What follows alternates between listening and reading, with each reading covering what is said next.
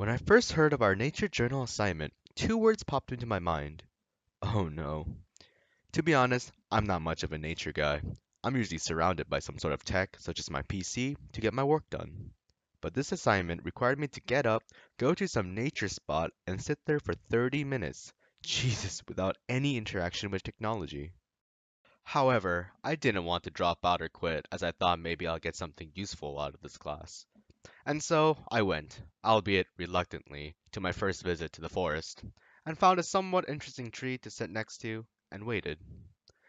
My past experience of reading articles or stories about the nature made me half expect it to be beautiful, serene, and have birds and squirrels running past me. But in reality, it was full of bugs and mosquitoes. A lot of mosquitoes.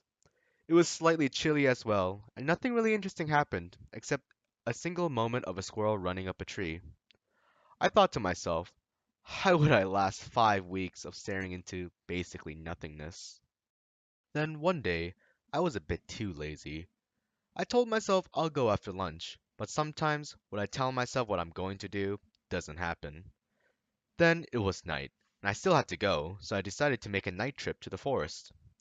At my nature spot, it was much darker than I expected, as in, it was completely black without my phone's flashlight.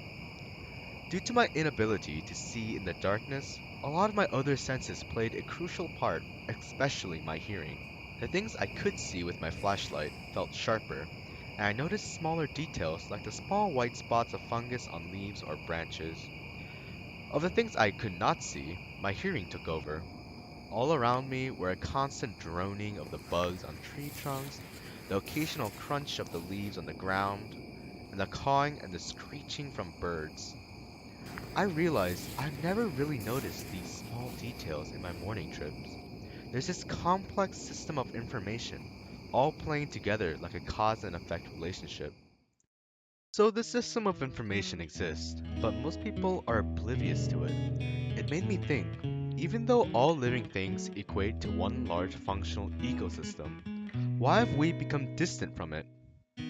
I believe it's because of technology, or even general, our era of the fourth industrial revolution has separated us from nature, since due to our ever expanding technological advances, humans are finding more efficient instant gratification, resulting in nature seeming like an entity with no relation to us. Furthermore, such advances has granted humans access to far more information and data than we have ever had before, reducing the importance of having to actually experience situations, as it can all be found in a single search link.